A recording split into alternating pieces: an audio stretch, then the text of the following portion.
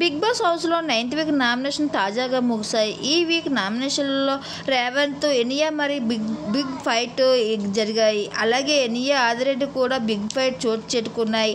అయితే ఈ వారం బిగ్ బాస్ హౌస్లో అందరూ ఎనియా టార్గెట్ చేశారు.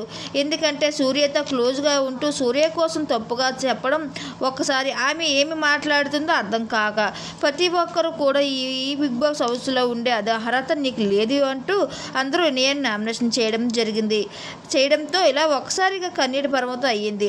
ఇక బిగ్ బాస్ హౌస్లో కెమెరా ముందుకి వెళ్ళి, బిగ్ బాస్ నేను ఇక్కడ ఉండను, వెళ్ళిపోతాను, ప్లీజ్ నన్ను పంపేయండి అంటూ చాలా ఎమోషనల్ అయితే వచ్చింది. అయితే బిగ్ బాస్ ఇంక ఎనియన్ నువ్వు కమర్షియల్ రూమ్కి రావాల్సిందిగా చెప్పాడు.